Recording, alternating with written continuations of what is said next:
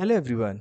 इस वीडियो में हम मोंगोडीबी एग्रीगेशन पाइपलाइन को सीखने वाले हैं। मोंगोडीबी में एग्रीगेशन क्या होता है और इसे कैसे यूज़ करते हैं। सो इन सभी चीज़ों को हम इन डेप्थ देखने वाले हैं। So aggregation operations allow you to group, sort and perform calculations, analyse data and much more. So इसके थ्रू मोंगोडीबी एग्रीगेशंस के थ्रू हम डेटा को ग्रुप कर सकते हैं, सॉर्ट कर सकते हैं और रिपोर्टिंग के लिए जब भी हमें कोई डेटा के ऊपर कोई रिपोर्ट को जनरेट करना है, कोई डेटा को प्रिपेयर करना है, तो वहाँ पर हमें एग्रीगेशंस पाइपलाइन जो है उसकी हेल्प से बहुत इजीली तरीके से हम कर सकते हैं। इसमें हम डेटा को किसी एक फॉर्मेट से दूसरे फॉर्मेट में इनरिचमेंट एंड ट्रांसफॉर्मेशन भी वेरी इजीली कर सकते हैं। सो एग्रीगेशन पाइपलाइन में क्या होता है कि एग्रीगेशन पाइपलाइन जो होती है वो स्टेजेस के ऊपर वर्क करती है। स्टेजेस मतलब क्या होता है, एक ऑब्जेक्ट होता है, उसके अंदर हम एक कंडीशन को प्रोवाइड करते हैं।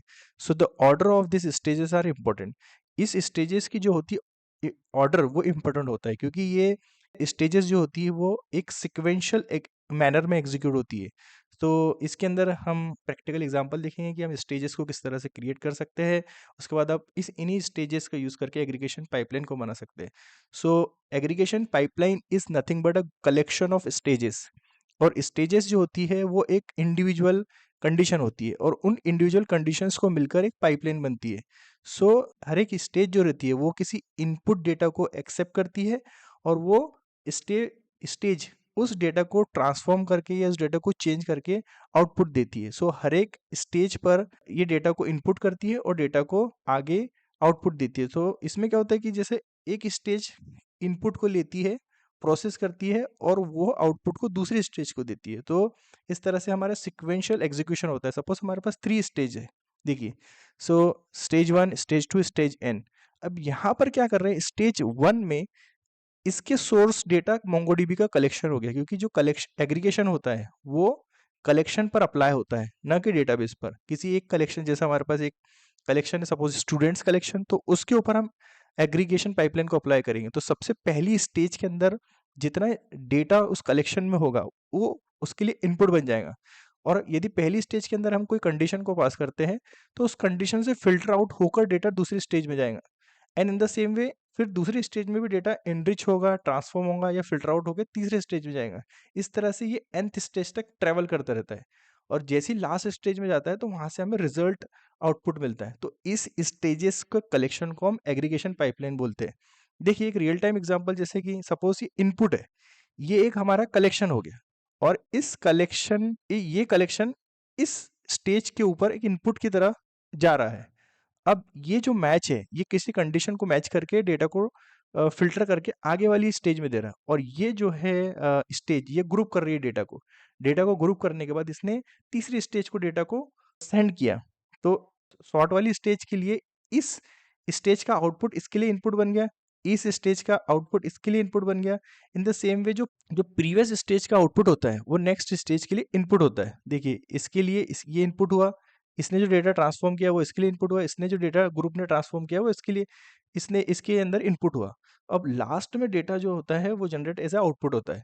सो जो एग्रीगेट फंक्शन होता है उसका एक पैटर्न होता है लिखने का। जैसा ये देखिए डीबी डॉट कलेक्शन नेम। सो एग्रीगेशन पाइपलाइन जो अप्लाई होती है वो कलेक्शन नेम पर होती है। तो पाइपलाइन मतलब ये एक एरे ऑफ ऑब्जेक्ट रहते हैं जिसके अंदर हम स्टेजेस देते हैं, मैच, ग्रुप एंड सॉर्ट, ये स्टेजेस का एक फॉर्म है। एंड दूसरा पैरामीटर इसमें ऑप्शंस होता है।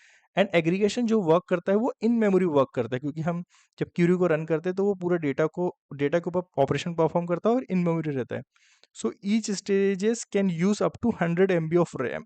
सो ये हर एक स्टेज की एक लिमिट होती है कि वो 100 MB ऑफ रैम को ही यूज कर सकती है। यदि उसके आगे हम उसको यूज करते हैं तो हमें मेमोरी एक्सीड वाली एरर आ सकती है। सो इसके लिए हम एक प्रैक्टिकल एग्जांपल को देखेंगे। अब इसके अंदर क्या करेंगे, हम स्टूडेंट्स कलेक्शन जो रहेगा उस पर वर्क करेंगे। सो स्टूडेंट्स का मैंने पहले डेटा स्ट्रक्चर तैयार किया। देखिए जैसे ये डेटा स्ट्रक्चर है, इसके अंदर नेम है, एज है, ग्रेड है, जेंडर है, सब्जेक्ट है। अब ये एरे ऑफ स्टूडेंट्स है हमारे पास। अब हमें क्या करना है, हमें दो क्यूरीज को परफॉर्म करना है। सो सबसे पहले तो हमें फाइंड एवरेज ऑफ स्टूडेंट्स। सो हमें एवरेज एज निकालना है स्टूडेंट्स की, मेल एंड फीमेल दोनों को सेग्रीगेट करके। मतलब मेल मेल है, मेल की एवरेज एज एक्स होगी, फीमेल है, फीमेल की एवरेज एज जो हो रही है वो वाई होगी। ये पहली क्यूरी हमें रन करना है एग्रीगेट पाइपलाइन के थ्रू। तो ये जो होगी सिंगल स्टेज क्यूरी होगी। और दूसरा जो हमें क्यूरी रन करना है इसमें मल्टी स्टेज क्यूरी, मतलब हमने जो स्टेजेस देखा उसका यूज़ करेंगे। तो find male students with sorted age. तो देखिए इसमें यहाँ पहली रिक्वायरमेंट ये है मेल एज, उसके बाद दूसरी requirement sorted age ascending order में, ये दूसरी रिक्वायरमेंट है। तीसरी रिक्वायरमेंट है कि इसके अंदर डेटा केवल नेम, जेंडर एंड एज ही होना चाहिए, जबकि हमारे कलेक्शन में डेटा जो है name, age, grade, gender, subjects और अंडरस्कोर आईडी, ये सब के सब होने वाला है। तो हमें डेटा को ट्रांसफॉर्म करना है इस क्यूरी के अंदर। तो सबसे पहले हम क्या करेंगे, इस डेटा को कॉपी करेंगे। देन आपको मोंगो कंपास के अंदर जाना है, यहाँ पर डेटाबेस क्रिएट करना है। तो इसमें हम डेटाबेस का नाम लूँगा एग्रीगेशन एंड स्टूडेंट्स कलेक्शंस का नाम लेंगे एंड यहाँ पर कलेक्शन क्रिएट करेंगे। देखिए कलेक्शन क्रिएट हो गया। आपको मोंगो शेल पर जाना है, देन क्यूरी लिखना है db dot students dot find. सभी चेक कर लेंगे कोई स्टूडेंट है या नहीं, इसमें कोई स्टूडेंट नहीं है। यहाँ पर लिखेंगे db dot students dot insert many. Insert many के अंदर है मैंने डेटा को कॉपी किया था, उसे पेस्ट कर देंगे।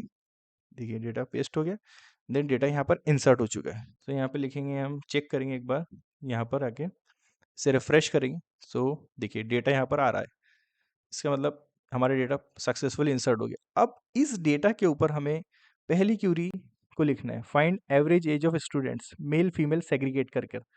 ओके, सो उसके लिए यहाँ पर आएंगे और यहाँ पर एग्रीगेशन टैब पर क्लिक करेंगे। एग्रीगेशन टैब पर जैसे क्लिक करेंगे आपको यहाँ पर टेक्स्ट पे क्लिक करना है। सो देखिए अभी ये जो स्टेज है उसके अंदर एम्प्टी एरे लिया है इसने। सो अभी हम एरे स्टेजेस स्टेजेस हम एरे के अंदर लिखते हैं। तो एम्प्टी एरे लिया इसने, इसलिए यहाँ पर इसने फिल्टर करके जितने स्टूडेंट्स हैं हमारे पास, तो टोटल 10 स्टूडेंट्स हैं, इन सभी को लेकर आ गया। अब हमें इसके अंदर मेल स्टूडेंट भी है, फीमेल स्टूडेंट भी है। अब हमें एवरेज एज ऑफ जेंडर निकालना है। तो उसके लिए हम यहाँ पर पहले ऑब्जेक्ट लिखेंगे, देन ग्रुप लिखेंगे, ग्रुप, देन ग्रुप किसके ऊपर निकालना है हमें, एवरेज एज के ऊपर। So underscore ID, then dollar, then gender, gender से सेग्रीगेट करना है एज को। तो यहाँ पर लिखेंगे हम average age of student. Okay, यहाँ पर हमें ऑपरेशन, मैथमेटिकल ऑपरेशन कौन सा परफॉर्म करना है, तो वो लिखेंगे डॉलर एवरेज, और किस फील्ड पर एवरेज निकालना है, एवरेज एज पर। तो यहाँ पर लिखेंगे डबल कोट डॉलर एज। देखिए सो इसने क्या किया, देखिए मेल की एवरेज एज 20, फीमेल की एवरेज एज जो है 23.75 है, इन मेल की एवरेज एज 19.16 है। सो देखिए रियल टाइम में हमारे पास कभी कभी इस तरह से रिक्वायरमेंट होती है कि हमें डेटा के ऊपर से इस तरह से डेटा को रिपोर्टिंग करना होती है कि इतने सारे स्टूडेंट्स हैं हमारे पास, उसमें हमें फीमेल स्टूडेंट अलग करना है, मेल स्टूडेंट अलग करना है और उनकी एवरेज एज निकालना है। सो ये केवल एक क्यूरी, इतनी छोटी क्यूरी, और आप इस क्यूरी को लेकर यहाँ पर आप क्यूरी को लिख सकते हैं D B dot students dot aggregate, और यहाँ पर इस क्यूरी को हम फायर करेंगे, देन इंटर करेंगे। देखिए यहाँ पर आउटपुट आ गया। सो जब भी हमें एग्रीगेशन क्यूरी लिखना है तो हमें मोंगो कंपास की हेल्प लेना चाहिए, क्योंकि ये रन टाइम पर हमें राइट साइड में डेटा को शो करता है, ताकि हम डेटा को, हमारी जो मल्टी स्टेज क्यूरी है उसको बहुत इजीली लिख सकते। तो हमारी पहली जो पाइपलाइन बनी वो इस तरह से बनी, तो हम यहाँ पर इसे पेस्ट कर देंगे। एंड अभी हमारे दूसरी हमें क्यूरी को लिखना है, जिसमें हम मल्टी स्टेज क्यूरी के एग्जाम्पल को देखेंगे। Find male students with sorted age. तो हमें पहली रिक्वायरमेंट है मेल स्टूडेंट्स, तो उसके लिए हम मल्टी स्टेज क्यूरी का यूज़ करेंगे। तो हम यहाँ पे वो जो पाइपलाइन थी उसको हमने इरेज कर दिया है। अब इसके अंदर एरे लेंगे और इसमें पहली स्टेज लेंगे। पहली स्टेज के अंदर लेके हम मैच ऑपरेटर को, और इसमें मैच कराएंगे। तो जेंडर जेंडर हमें मेल स्टूडेंट को फाइंड करना है। देखिए पहली रिक्वायरमेंट हमारी क्लियर हो गई, find male student with sorted age ascending order. अब जो स्टूडेंट्स हमें मिले हैं, देखिए पहले 10 स्टूडेंट्स है, वो शॉर्ट फिल्टर हो गया, 6 स्टूडेंट्स बच गए हैं। ये सब ये पूरे के पूरे मेल स्टूडेंट्स है, लेकिन अभी ये जो इनका ऑर्डर है वो एज, ये कोई भी ऑर्डर में नहीं है, तो इसे हमें असेंडिंग ऑर्डर में अरेंज करना है। देखिए एज 20 है, 19 है, देन 21 है, देन 18 है, देन 17, इस तरह से। अब इसे हमें असेंडिंग ऑर्डर में, सो जो इस स्टेज का आउटपुट होगा वो इस स्टेज के लिए इनपुट बन जाएगा। तो यहाँ पर हम लिखेंगे डॉलर शॉर्ट किस फील्ड पर सॉर्ट लगाना है, एज फील्ड पर, और एज फील्ड पर सॉर्ट लगाने के लिए हम 1 लिखते हैं। तो ये असेंडिंग ऑर्डर, मतलब देखिए इंक्रीमेंटल ऑर्डर है, पहले 17 है एज, फिर 18, देन 19, देन 20, 20, देन 21। ओके, अब हमें डेटा को ट्रांसफॉर्म करना है कि हमें अंडरस्कोर आईडी नहीं चाहिए, name, age and gender. So underscore ID नहीं चाहिए, ग्रेड नहीं चाहिए एंड सब्जेक्ट्स नहीं चाहिए। तो इसके लिए तीसरी हम स्टेज के अंदर इस डेटा को, ये जो डेटा है इसको तीसरी स्टेज में पास करेंगे, और यहाँ पर एक ऑपरेटर होता है डॉलर प्रोजेक्ट, जिसके थ्रू हम किसी कीज को इंक्लूड और एक्सक्लूड कर सकते हैं। तो हम यहाँ पर एक्सक्लूड करने वाले हैं अंडरस्कोर आईडी 0। देखिए 0 एक्सक्लूड हो गया। उसके बाद हमें ग्रेड को एक्सक्लूड करना है। देखिए ग्रेड एक्सक्लूड हो गया। देन हमें सब्जेक्ट्स को एक्सक्लूड करना है, तो सब्जेक्ट एक्सक्लूड हो गया। सो इस तरह से आप एग्रीगेशन का यूज़ करके बहुत अच्छे से डेटा को ट्रांसफॉर्म कर सकते हैं, डेटा के ऊपर एनालिटिक्स जो चार्ट होते हैं उसको प्रिपेयर कर सकते हैं, डेटा को एनरिच कर सकते हैं। So I hope you understood well. If you have any question, then please let me know into the comment section. I will try to help you. Please like the video and subscribe the channel and share the video if you like it. Thank you very much. मिलते हैं next video में.